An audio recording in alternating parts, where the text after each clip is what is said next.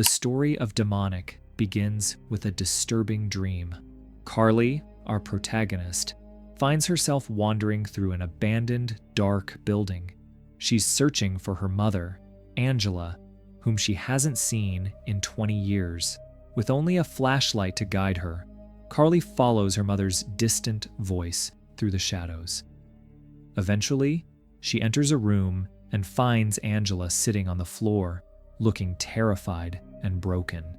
Angela warns her, asking if she even knows where she's standing. Before Carly can react, her mother suddenly sets the place on fire. The dream ends abruptly as Carly wakes up, shaken and breathless. We learn that this isn't the first time Carly has had such disturbing dreams. These nightmares have been haunting her for a while. Later that day, she meets her close friend, Sam. During their conversation, it's revealed that Carly holds deep resentment toward her mother. Angela committed horrifying crimes years ago.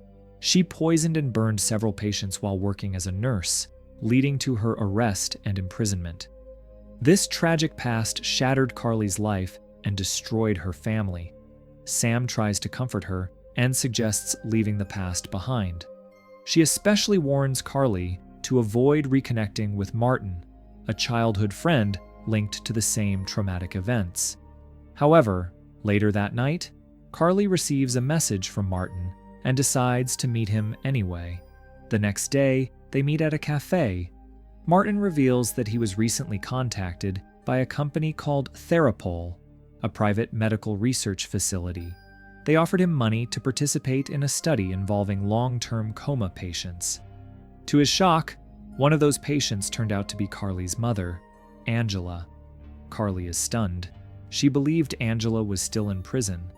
Martin explains that Angela has been in a coma for years, and her body is now paralyzed. He also mentions that Therapol asked for Carly's information, likely because Angela keeps repeating Carly's name while unconscious. Soon after, Carly receives a call from Therapol. They confirm Angela's condition and invite Carly to visit her. Despite her anger and painful history, Carly agrees. We now learn more about Angela's past. She was once a respected nurse, but something dark happened. She ended up murdering over 20 people. Some poisoned, others burned. Her actions were so horrifying that she was labeled a monster, and Carly has been living with that shadow her entire life. Carly visits the Therapol facility, where she meets Dr. Michael and Dr. Daniel. They explain that their company has developed a groundbreaking simulation technology. It allows people to communicate with coma patients by entering their mental landscapes, a digital world shaped by the patient's memories and subconscious. Angela is one of their test subjects. She doesn't respond to the doctors inside the simulation, but she keeps calling out for Carly. They believe Carly might be the key to unlocking Angela's mind and understanding if the treatment is working. Carly, though hesitant, agrees to enter the simulation and face the woman she swore to never see again. Carly prepares to enter Therapol's advanced simulation system, a new technology designed to connect people with coma patients by projecting their consciousness into a virtual version of the patient's mind. Before starting, Dr. Daniel reassures Carly that she won't be alone. Although she won't hear them inside, the team will be watching and listening to her from the outside.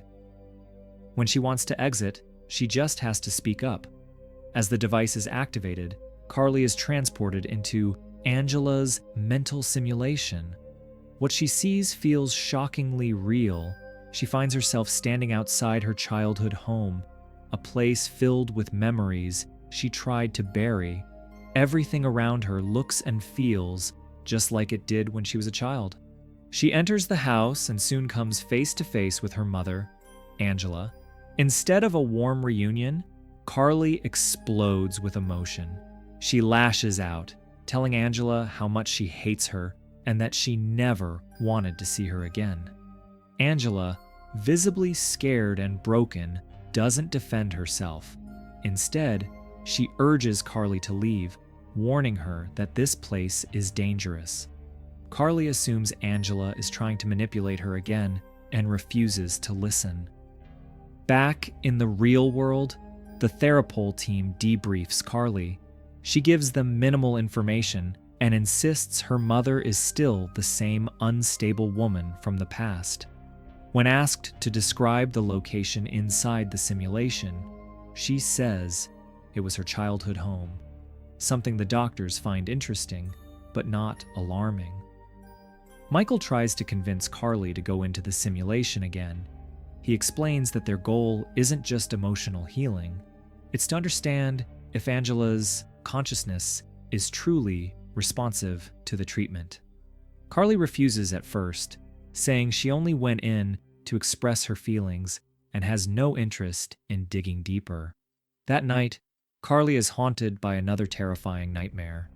This time, she's inside a dark house and discovers a disturbing object. A pendant made of bones. Blood is everywhere. The fear is intense and lingering. Despite her growing dread, Carly returns to Therapol for a second session. This time, the simulation doesn't take her to her childhood home. Instead, she finds herself crawling through a narrow tunnel, eventually reaching a strange, unsettling room where Angela sits alone. Angela speaks cryptically. She says she draws power from this place, and that he lives inside her now. Angela then warns Carly that she and Martin have both been drawn here by him. Her fear is real and urgent. Suddenly, Angela begins to levitate and the atmosphere turns menacing. Carly panics and tries to escape, begging to be pulled out, but Michael delays her extraction, wanting more data. What Carly sees next shakes her to the core. A massive demonic figure emerges from the shadows. It resembles a twisted raven and wounds Carly without touching her, leaving her with a real physical injury even after the simulation ends. After escaping the simulation, Carly is shaken and furious. She demands answers from Michael and Daniel. How could she be physically injured by something that happened in a digital world? They have no explanation. Carly is especially angry that Michael ignored her pleas to be pulled out. He apologizes, claiming they were just trying to gather more data. Later, Carly meets with Martin again and finally opens up about everything she saw inside the simulation. The levitating, Angela's warnings, and the terrifying demonic figure that wounded her. Martin's reaction isn't disbelief. Instead, he admits he's been researching this phenomenon for years. He leads Carly to a hidden room filled with his notes, sketches, and theories. To Carly's shock, one of Martin's drawings perfectly matches the creature she saw in the simulation, a monstrous, bird-like demon. Martin explains that he's convinced Angela is possessed by a demonic entity. He believes this demon is connected to the land where the old hospital was built. Long ago, something ancient and evil was buried there. When Angela returned to that place 20 years ago, something latched onto her, changing her completely.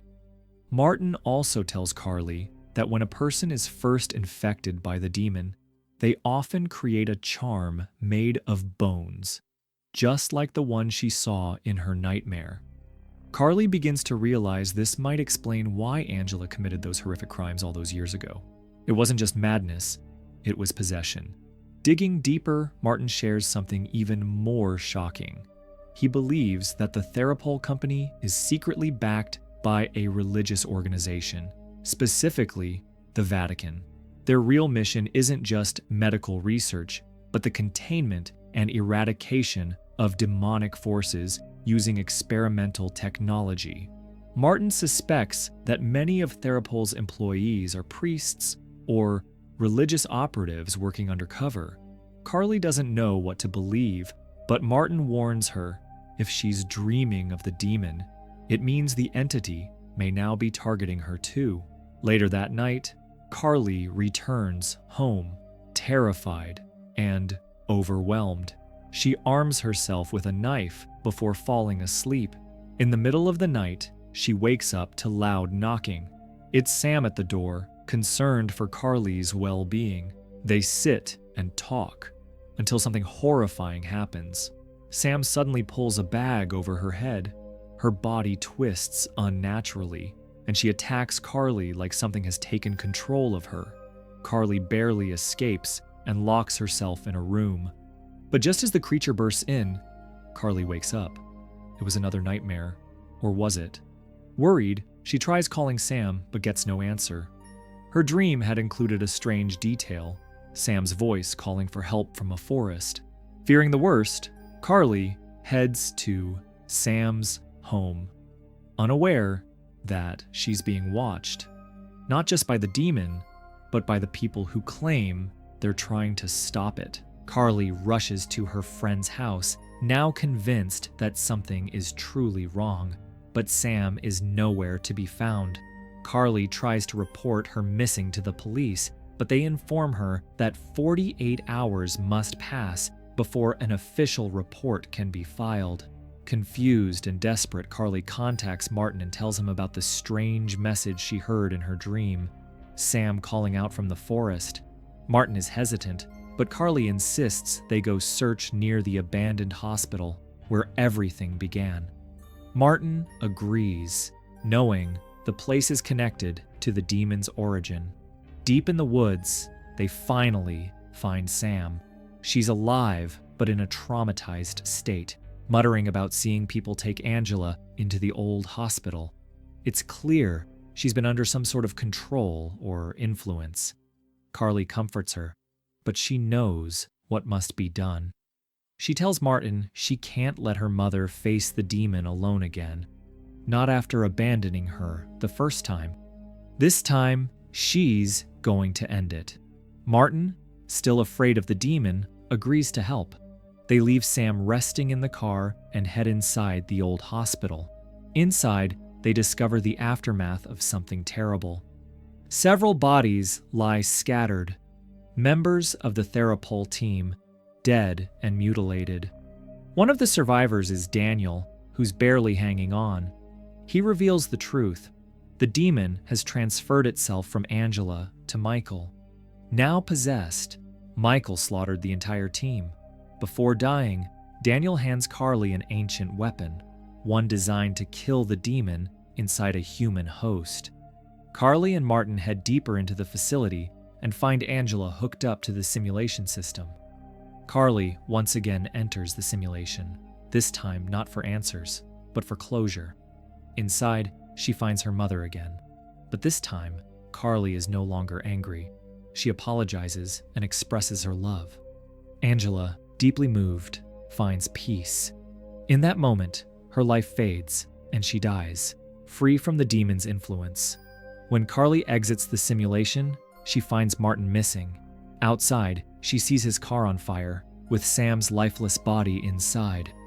Devastated, she searches frantically, only to be ambushed by Michael. He has captured Martin and reveals himself as the demon's new host. A brutal fight follows. Carly manages to hide but is eventually found. Just before Michael kills her, she stabs him with the ancient weapon. The demon leaves Michael's body, but immediately tries to possess Carly. Realizing what's happening, Carly does the unthinkable. She stabs herself, burning the demon out of her before it can take full control. The demon is finally destroyed. In the film's final moments, Carly survives. Weeks later, Martin visits her in the hospital.